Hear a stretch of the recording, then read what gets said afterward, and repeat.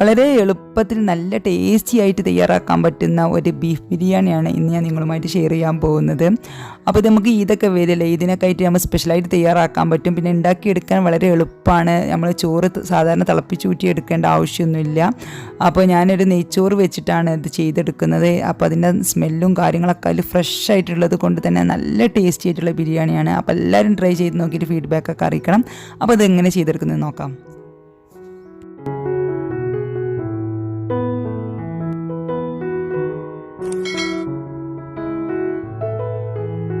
അപ്പോൾ നമ്മുടെ ബീഫ് ബിരിയാണി തയ്യാറാക്കാൻ വേണ്ടിയിട്ട് ഞാൻ ഇവിടെ ഒരു 750 ഗ്രാം ബീഫ് എടുത്തിട്ടുണ്ട് കേട്ടോ. അപ്പോൾ ഇത് നന്നായിട്ട് കഴുകിയിട്ട് ഡ്രെയിൻ ചെയ്ത് വെച്ചതാണ്. വലിയ പീസായിട്ടാണ് കട്ട് ചെയ്തിട്ടുള്ളത്. കുറച്ച് എല്ലും നെയ്യൊക്കെ ഉള്ള ഭാഗങ്ങളാണ് എടുത്തിട്ടുള്ളത്.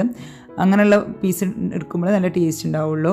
ഇനി നമുക്ക് കുറച്ച് ഇഞ്ചി, വെളുത്തുള്ളി, പച്ചമുളക്, ഒരു 10-12 പച്ചമുളക്, ഒരു 3 ഉണ്ട ഉള്ളി, വെളുത്തുള്ളി, പിന്നെ അതുപോലെ തന്നെ അത്രയും അളവിൽ ഇഞ്ചി, വെളുത്തുള്ളിയും ഇഞ്ചിയും ഒരേ അളവിലെടുത്തിട്ട് എല്ലാം കൂടി മിക്സിയുടെ ചെറിയ ജാറിലിട്ടിട്ട് ഒന്ന് ചതച്ച് വെച്ചിട്ടുണ്ട്. അപ്പോൾ ഇത് ഇന്ന് ഇപ്പോൾ 3/4 ഭാഗം കൊണ്ട് എടുത്തിട്ട് ഒരു 2 ടേബിൾ സ്പൂണോളം മിക്സിയുടെ ജാറിൽ തന്നെ വെച്ചിട്ട് അതിലോട്ട് കുറച്ച് മല്ലിയിലയും പുതിനയിലയും കൂടി ഇട്ടിട്ട് ഒന്നും കൂടി ഗ്രൈൻഡ് ചെയ്തിട്ട് മാറ്റി വെക്കുന്നുണ്ട്. ഇനി നമുക്കൊരു കുക്കർ എടുത്തിട്ട് ആ കുക്കറിലാണ് നമ്മൾ ബീഫ് വേവിക്കുന്നത്. ഇതിലോട്ട് നമുക്ക് കൈക്ക് വൃത്തിയാക്കി വെച്ച ബീഫ് പീസസ് ഇട്ട് കൊടുക്കാം. വെള്ളം ഒരു 10-15 മിനിറ്റെങ്കിലും വെള്ളം ഒഴിവാക്കണം കേട്ടോ, സ്ട്രെയിനറിൽ വെച്ചിട്ട്. അതിന് ശേഷമാണ് കുക്കറിലോട്ട് ഇട്ട് കൊടുക്കേണ്ടത്. പിന്നെ ലാസ്റ്റിൽ ഗ്രൈൻഡ് ചെയ്ത് വെച്ചല്ലോ ഇഞ്ചി, വെളുത്തുള്ളി, പിന്നെ അത് മല്ലിയില, പുതിനയില എല്ലാം കൂടി കൂട്ടിയിട്ട് ആ ഒരു ഇഞ്ചി വെളുത്തുള്ളിയുടെ ആ പേസ്റ്റും കൂടി ഇട്ട് കൊടുക്കാം. ഇനി ഇതിലോട്ട് മസാലപ്പൊടികൾ ആഡ് ചെയ്യാം. ആദ്യം ഞാൻ ചേർത്ത് കൊടുത്തിട്ടുള്ളത് 1.5 ടീസ്പൂൺ ബീഫ് മസാലയാണ്. പിന്നെ 1/2 ടീസ്പൂൺ മഞ്ഞൾപ്പൊടി ചേർത്ത് കൊടുത്തു. പിന്നെ 1/2 ടീസ്പൂൺ മല്ലിപ്പൊടി, 1/2 ടീസ്പൂൺ പെരിഞ്ചീരകം പൊടിച്ചത്, പിന്നെ ഗരം മസാല പൗഡർ 1/2 ടീസ്പൂണ്, പിന്നെ അതുപോലെ തന്നെ 1/2 ടീസ്പൂൺ കുരുമുളക് പൊടി. ഇത്രയും മസാലപ്പൊടികളാണ് ചേർത്ത് കൊടുക്കേണ്ടത്. പിന്നെ നമുക്ക് ആവശ്യത്തിനുള്ള ഉപ്പും കൂടി ചേർത്ത് കൊടുക്കാം. ഉപ്പും കൂടി ചേർത്ത് കൊടുത്തതിന് ശേഷം കൈ വെച്ചിട്ട് നന്നായിട്ടൊന്ന് മിക്സ് ചെയ്തെടുക്കണം.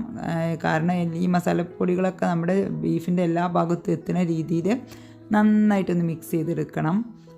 കൈ വെച്ച് മിക്സ് ആയെങ്കിൽ ശരിക്കും മിക്സ് ആവുള്ളൂ. ഇനി നമുക്ക് ഇതിലോട്ട് ഒരു ചെറുനാരങ്ങയുടെ നീരാണ് വേണ്ടത്. അപ്പോൾ നമുക്ക് ചെറുനാരങ്ങ നീരും കൂടി ഒഴിച്ചിട്ട് ഒന്നും കൂടി മിക്സ് ചെയ്തെടുക്കാം. ഇനി നമുക്ക് നന്നായിട്ട് മിക്സ് ആക്കിയതിന് ശേഷം നമുക്ക് ഇതൊന്ന് കുക്കറിൻ്റെ ലിഡ് വെച്ചിട്ടൊന്ന് അടച്ചിട്ട് നമുക്കിതൊന്ന് കുക്ക് ചെയ്തെടുക്കണം. ബീഫ് ഒരു 90-95% വേവണം കേട്ടോ, എങ്കിലേ നമ്മളെ ബിരിയാണി ടേസ്റ്റ് ഉണ്ടാവുള്ളൂ. കാരണം ഈ കുക്കറിൽ കിടന്നിട്ട് തന്നെ വേവണം. അപ്പോൾ നിങ്ങൾ ഇടയ്ക്കിടയ്ക്ക് നോക്കുക. അപ്പോൾ നിങ്ങളുടെ കുക്കറിനനുസരിച്ച് ബീഫിനനുസരിച്ച് ഇരിക്കും എത്ര വിസിൽ വെക്കണം എന്നുള്ളത്. അപ്പോൾ അതിനനുസരിച്ച് നമ്മൾ വേവിക്കുക. വെന്തിട്ടില്ലെങ്കിൽ പിന്നെ ഒന്നും കൂടി അടച്ചിട്ട് ഒന്നും കൂടി വേവിക്കണം. ഇനി നമുക്ക് ഇതിലോട്ട് വേണ്ട അരി ഒന്ന് വെള്ളത്തിലിട്ട് കുതിർത്ത് വെക്കണം. ഞാൻ ജീരകശാല റൈസാണ് എടുത്തിട്ടുള്ളത്. ഒരു 1/2 കിലോ ജീരകശാല അരി എടുത്തിട്ട് ഞാനൊരു പാത്രത്തിലോട്ട് ഇട്ടിട്ട് നന്നായിട്ട് കഴുകിയിട്ട് ഇതിലോട്ട് കുറച്ച് വെള്ളം ഒഴിച്ചിട്ടുണ്ട്. അപ്പോൾ ഒരു 15 മിനിറ്റ് ഒന്ന് കുതിർന്നാൽ മതിയാവും, അതിൽ കൂടുതൽ കുതിരേണ്ട. ഇനി നമുക്ക് നമ്മുടെ ബിരിയാണിയിലോട്ട് വേണ്ടത് സവാളയാണ്. സവാള ഒരു 10-12 സവാള ഞാൻ ഇതുപോലെ തൊലി കളഞ്ഞെടുത്തിട്ടുണ്ട്. എന്നിട്ട് നമുക്കിത് നൈസായിട്ട് കട്ട് ചെയ്യണം. അപ്പോൾ ഞാനിത് ഫുഡ് പ്രോസസ്സർ വെച്ചിട്ടാണ് കട്ട് ചെയ്യുന്നത്. ഇനി ഇതുപോലുള്ളൊരു ഫുഡ് പ്രോസസ്സർ വീട്ടിലുണ്ടെങ്കിൽ നമുക്ക് ബിരിയാണി ഉണ്ടാക്കാനൊക്കെ നല്ല എളുപ്പമാണ് കേട്ടോ. അതൊക്കെ കട്ട് ചെയ്തെടുത്തിട്ടുണ്ട്. ഒരു 2-3 മിനിറ്റ് കൊണ്ട് തന്നെ എല്ലാം കട്ട് ചെയ്തെടുത്തിട്ടുണ്ട്. ഇനി നമുക്ക് ഒരു ചീനച്ചട്ടി വെച്ചിട്ട് ചൂടാക്കിയിട്ട് അതിലോട്ട് ഞാനൊരു 5-6 ടേബിൾ സ്പൂണോളം ഓയിൽ ഒഴിച്ച് കൊടുത്തിട്ടുണ്ട്. അതിലോട്ട് 1 ടേബിൾ സ്പൂൺ നല്ല പ്യൂർ ഗീയും കൂടി ഒഴിച്ച് കൊടുത്തിട്ടുണ്ട്. ഇനി നന്നായിട്ട് ചൂടായതിന് ശേഷം മീഡിയം ഫ്ലെയിമിലിട്ടിട്ട് നമുക്കിതിൽ നിന്ന് കുറച്ച് ഉള്ളി എടുത്തിട്ട് ഒന്ന് ഫ്രൈ ചെയ്ത് വെക്കണം. അപ്പോൾ ഒരു 2-3 പിടി എടുത്തിട്ടാണ് ഞാൻ ആദ്യം ഫ്രൈ ചെയ്തെടുക്കുന്നത്. അത്രയും അളവിൽ പിന്നെ 2 ബാച്ചായിട്ടാണ് സവാള ഫ്രൈ ചെയ്തെടുക്കുന്നത് കേട്ടോ. അപ്പോൾ അത് ഫ്രൈ ചെയ്തെടുക്കാൻ കുറച്ച് ടൈം എടുക്കും. മീഡിയം ഫ്ലെയിമിൽ വെച്ചിട്ട് ഇടയ്ക്ക് ഇതുപോലെ ഇങ്ങനെ ഇളക്കി കൊടുത്താൽ മതി. ഈ സമയത്ത് തന്നെ നമുക്ക് വേറെയുള്ള ജോലികൾ ചെയ്യുകയും ചെയ്യാം. ഇപ്പോൾ അതുകൊണ്ട് ഇതുപോലെ ആയിട്ടുണ്ട്. ഒരു 10 മിനിറ്റ് ആയിട്ടുണ്ട് ഇതുപോലെ ഒന്നായി കിട്ടാൻ. അത് ഏറ്റവും നൈസായിട്ടാണ് കട്ട് ചെയ്തിട്ടുള്ളത്. ഇത് കരിയരുത് കേട്ടോ, അതൊരു പ്രത്യേകം ശ്രദ്ധിക്കണം. കരിഞ്ഞാൽ പിന്നെ നമ്മുടെ ടേസ്റ്റ് മാറും. അപ്പോൾ അതുകൊണ്ട് ഇതുപോലെ സ്റ്റെയിനറിലോട്ട് മാറ്റി കൊടുത്താൽ മതി. ഇനി നമുക്ക് ഒരു ബാച്ചും കൂടി ഇതുപോലെ തന്നെ ഫ്രൈ ചെയ്തെടുക്കാം. ഫ്രൈ ചെയ്യുമ്പോൾ നമുക്ക് ഒപ്പം നിൽക്കൊന്നും വേണ്ട, ഇടയ്ക്കൊന്ന് വന്ന് ഇളക്കി കൊടുത്താൽ മതി 2-3 മിനിറ്റ് കൂടുമ്പോൾ. ഈ സമയത്ത് നമുക്ക് വേറെയുള്ള ജോലികൾ ചെയ്തെടുക്കുകയും ചെയ്യാം. ഞാൻ ഈ സമയത്ത് ഇപ്പോൾ അണ്ടിപ്പരിപ്പും പിന്നെ അതുപോലെ തന്നെ ബദാമൊക്കെ ഒന്ന് ചെറുതായിട്ട് കട്ട് ചെയ്തെടുത്തിട്ടുണ്ടായിരുന്നു. ഇനിയിപ്പോൾ സവാള വഴറ്റിയ ഈ ഓയിലോട്ട് ഇട്ടിട്ട് നമുക്ക് കുറച്ച് അണ്ടിപ്പരിപ്പും ബദാമും അതുപോലെ തന്നെ കുറച്ച് കിസ്മിസും കൂടി വറുത്ത് കോരി വെക്കാം. ഇനിയിപ്പോൾ നിങ്ങളുടെ കയ്യിൽ എന്താ ഉള്ളത് വെച്ചാൽ ഉള്ള ഡ്രൈ ഫ്രൂട്ട്സ് ചേർത്ത് കൊടുക്കാം. ഇനിയിപ്പോൾ അതുപോലെ തന്നെ ഞാൻ കിസ്മിസും ഇതുപോലെ തന്നെ ചെയ്തെടുക്കുന്നുണ്ട്. കിസ്മിസ് പിന്നെ ഇട്ട് കൊടുത്താൽ അപ്പം തന്നെ കൊണ്ട് എടുക്കണം. ഇതെല്ലാം കൂടി ഒരു സ്റ്റെയിനറിലോട്ട് മാറ്റി വെച്ചിട്ടുണ്ട്. അപ്പോൾ ഇനി നമുക്ക് ചോറുണ്ടാക്കാൻ തുടങ്ങാം. അപ്പോൾ നെയ്ച്ചോറ് വെച്ചിട്ടാണ് ഞാൻ ഈ ഒരു ബിരിയാണി തയ്യാറാക്കുന്നത്. അപ്പോൾ നമ്മുടെ ഈ ഉള്ളി വയറ്റിയ ഫ്രൈ ചെയ്ത എണ്ണ ഉണ്ടല്ലോ, ഓയിലും ഗീയും കൂട്ടിയുള്ള മിക്സ് ചെയ്തിട്ടുള്ളത്, അതിൽ ബാക്കിയുള്ള ഓയിലെടുത്തിട്ടാണ് ഞാൻ ഈ ചോറ് വെക്കുന്നത്. അതുകൊണ്ട് തന്നെ പിന്നെ സവാളയുടെ ഫ്രൈ ചെയ്ത ഒരു ഫ്ലേവർ നല്ല നമ്മുടെ റൈസിലുണ്ടാവും. ഇനി നമുക്ക് അതിലോട്ട് കുറച്ച് സ്പൈസസ് ചേർത്ത് കൊടുക്കാം. ഈ സമയം കൊണ്ട് നമ്മുടെ ബീഫ് ഞാൻ ഇവിടെ ഫ്ലെയിം ഓഫ് ചെയ്തിട്ടുണ്ടായിരുന്നു. അപ്പോൾ അത് നന്നായിട്ട് വെന്തിട്ടുണ്ട്. അപ്പോൾ അതിൽ കുറച്ച് വെള്ളം ഉണ്ട്, അതൊന്ന് വറ്റിക്കാൻ വെച്ചിട്ടുണ്ട്. ഈ സമയം കൊണ്ട് നമ്മുടെ ഈ സ്പൈസസ് ഇട്ട് കൊടുത്ത് നല്ല മൂത്ത് വന്നിട്ടുണ്ട്. അപ്പോൾ ഇതിലോട്ട് നമ്മൾ അരി ഉണ്ടല്ലോ, അരി ഞാൻ ഒരു 15 മിനിറ്റ് കുതിർത്തതിന് ശേഷം ഇതുപോലെ സ്റ്റെയിനറിലിട്ട് മാറ്റി വെച്ചിട്ടുണ്ടായിരുന്നു വെള്ളം വരാൻ വേണ്ടിയിട്ട്. അപ്പോൾ ഞാൻ അരിയാണ് ആദ്യം ചേർത്ത് കൊടുക്കുന്നത്. അരി നമുക്ക് ഈ ഓയിലിട്ടിട്ട് നന്നായിട്ടൊന്ന് വറുത്തെടുക്കണം.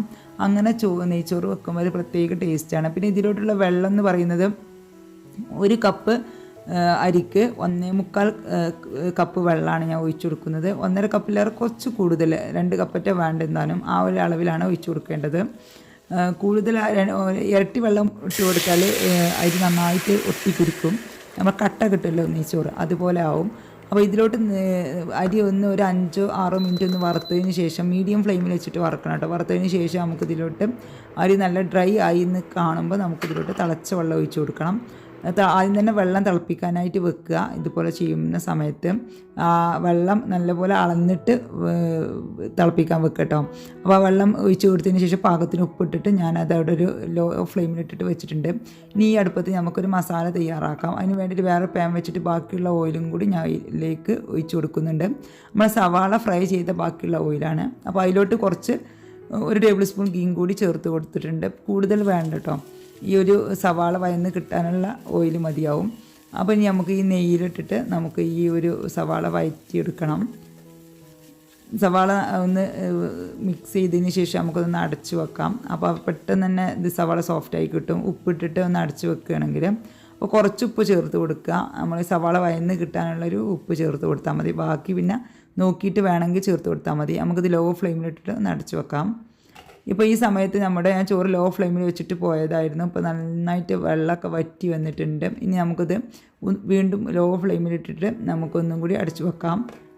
ഇനി നമുക്ക് ആ സമയം കൊണ്ട് തന്നെ നമ്മുടെ സവാള നന്നായിട്ട് നല്ല ഗോൾഡൻ ബ്രൗൺ കളറായി വന്നിട്ടുണ്ട്. ഈ ഒരു ഇതിലാണ് നമുക്ക് വേണ്ടത്. ഇനി നമുക്ക് ഇതിലോട്ട് ഇഞ്ചി, വെളുത്തുള്ളി, പച്ചമുളക് ചതച്ച പേസ്റ്റ് ഉണ്ടല്ലോ, അത് മുഴുവനായിട്ട് ഇട്ട് കൊടുക്കാം. ഇട്ട് കൊടുത്തതിന് ശേഷം ഒന്ന് നന്നായിട്ട് മിക്സ് ചെയ്യുക. നമുക്ക് അതിൻ്റെ പച്ചമണം മാറുന്നത് വരെ ഒന്ന് മിക്സ് ചെയ്ത് കൊടുക്കുക. അതിന് ശേഷം നമുക്ക് ഇതിലോട്ട് മസാലപ്പൊടികൾ ആഡ് ചെയ്യാനുള്ളതാണ്. പക്ഷേ അതിൻ്റെ ഇഞ്ചി, വെളുത്തുള്ളി, പച്ചമുളകിൻ്റെ ആ ഒരു പച്ചമണം മാറിയതിന് ശേഷം വേണം നമുക്ക് മസാലപ്പൊടികൾ ആഡ് ചെയ്യാൻ.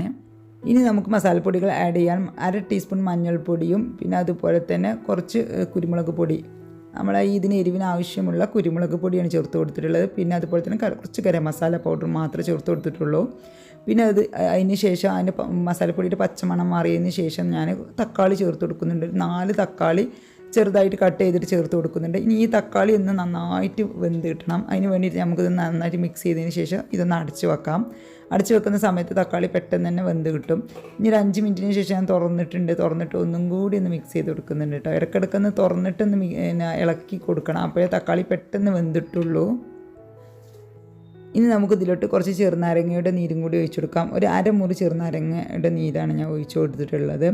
കാരണം ഇനി നമുക്ക് റൈസിലോട്ടൊക്കെ ചേർക്കാനുള്ളതാണ്. ബീഫിൽ നമ്മൾ ഓൾറെഡി ചേർത്തതുമാണ്. ഇനി നന്നായിട്ടൊന്ന് മിക്സ് ചെയ്ത് കൊടുക്കുന്നുണ്ട്. ഈ സമയത്ത് നമുക്ക് കുറച്ച് തൈരും കൂടി ചേർത്ത് കൊടുക്കാം.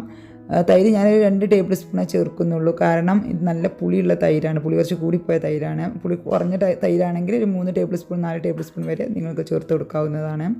ഇനി നമുക്ക് തൈരും കൂടി ചേർത്ത് കൊടുത്തതിന് ശേഷം നമുക്ക് ഇതിലോട്ട് നമ്മൾ വേവിച്ച ബീഫ് പീസസ് ഇട്ട് കൊടുക്കാം. അപ്പോൾ ഇതിൽ കുക്കറിൽ വെള്ളം ഉണ്ടെങ്കിൽ ആ വെള്ളം വറ്റിച്ചെടുക്കണം കേട്ടോ. കുക്കറിൽ ഇട്ടിട്ട് തന്നെ വെള്ളം വറ്റിച്ചെടുത്തിട്ടുണ്ട് കണ്ടോ. ഇതുപോലെ നല്ല ഡ്രൈ ആക്കി എടുത്തതിന് ശേഷമാണ് നമുക്ക് ഈ മസാലയിലോട്ട് ചേർത്ത് കൊടുക്കേണ്ടത്. ആ വെള്ളം പുറത്തേക്ക് ഒഴിവാക്കാനൊന്നും പാടില്ല. നമ്മൾ ഇതിലൊരു തുള്ളി വെള്ളം ഒഴിക്കാതെ ബീഫ് വേവിച്ചതാണെങ്കിലും ബീഫ് വേവുന്ന സമയത്ത് ഇതിൽ തന്നെ വെള്ളം ഉണ്ടായി വരും. ആ വെള്ളമാണ് വറ്റിച്ചെടുക്കാൻ പറയുന്നത് കേട്ടോ. ഇനി നമുക്കിത് നന്നായിട്ടൊന്ന് മിക്സ് ചെയ്തതിന് ശേഷം നമുക്കിതിലോട്ട് കുറച്ച് മല്ലിയില കൂടി ആഡ് ചെയ്യാം.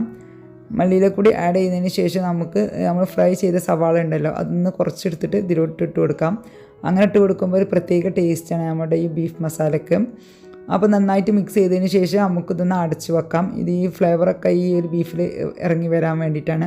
ഈ സമയത്ത് നമ്മുടെ ചോറ് എടുത്തിട്ട് ഞാൻ ചോറ് ഫ്ലെയിം ഓഫാക്കി വെച്ചിട്ടുണ്ടായിരുന്നു. അപ്പോൾ ഇതൊന്ന് നന്നായിട്ട് മിക്സ് ചെയ്തെടുക്കാം. കണ്ടത് നന്നായിട്ട് നല്ല പെർഫെക്റ്റ് ആയിട്ടുള്ള ചോറായി വന്നിട്ടുണ്ട്. ഇതുപോലെ നമുക്ക് നെയ്ച്ചോറ് ഉണ്ടാക്കുന്ന സമയത്ത് നമുക്ക് ഇതുപോലെ ചെയ്തെടുക്കാൻ പറ്റും. നല്ല റൈസായിട്ട് കിട്ടും നമുക്ക്. പിന്നെ കൂടുതൽ സമയം അടച്ചിടാൻ പാടില്ല. കുറച്ച് സമയം കഴിഞ്ഞിട്ട് തന്നെ ഇതുപോലെ തുറന്നിട്ട് നമ്മൾ നന്നായിട്ട് ഇളക്കി കൊടുക്കണം, അല്ലെങ്കിൽ കട്ട പിടിക്കും കേട്ടോ ചോറ്. അപ്പോൾ അതൊന്ന് ശ്രദ്ധിച്ചാൽ മതി. ഇനി നമുക്ക് നമ്മുടെ ബിരിയാണി ദം ചെയ്തെടുക്കാം. അതിൽ നിന്ന് ചോറിൻ്റെ പകുതി പാർട്ട് എടുത്തിട്ട് ഞാൻ ഇതിലോട്ട് വെച്ചിട്ട് നന്നായിട്ടൊന്ന് ലെവൽ ചെയ്ത് കൊടുത്തതിന് ശേഷം കുറച്ച് മല്ലിയിലയും അതുപോലെ തന്നെ കുറച്ച് ഗരം മസാല പൗഡറും പിന്നെ അതുപോലെ തന്നെ നമ്മൾ ഫ്രൈ ചെയ്തെടുത്ത സവാളയും അണ്ടിപ്പരിപ്പും ബദാമും കിസ്മിസെല്ലാം കൂടിയുള്ള മിക്സ് ഉണ്ടല്ലോ, അതൊന്നായിട്ട് മിക്സ് ചെയ്തതിന് ശേഷം ഇതിലോട്ടിട്ട് കൊടുക്കുന്നുണ്ട്. ഇനി ബാക്കിയുള്ള ചോറും കൂടി നമുക്ക് ഇതുപോലെ തന്നെ ഇതിലിട്ടിട്ട് കൊടുക്കാം, മുഴുവനായിട്ട് ഇട്ട് കൊടുക്കാം. അതിനുശേഷം ഒന്ന് ലെവൽ ചെയ്തതിന് ശേഷം സെയിം തന്നെ മല്ലിയിലയും അതുപോലെ തന്നെ ഗരം മസാല പൗഡറും ചെറുനാരങ്ങ നീരും കൂടി ഒഴിച്ച് കൊടുക്കുന്നുണ്ട്. ചെറുനാരങ്ങ നീര് ഒഴിച്ച് കൊടുക്കുമ്പോൾ ഒരു പ്രത്യേക ടേസ്റ്റാണ്. ലാസ്റ്റ് മുകളിൽ കുറച്ച് ചെറുനാരങ്ങ നീര് ഒഴിച്ച് കൊടുക്കുക. ഇനി വേണമെങ്കിൽ ചെറുനാരങ്ങ നീര് കുറച്ച് മഞ്ഞൾപ്പൊടി ചേർത്ത് കൊടുക്കുമ്പോൾ കുറച്ച് കളറൊക്കെ കിട്ടും.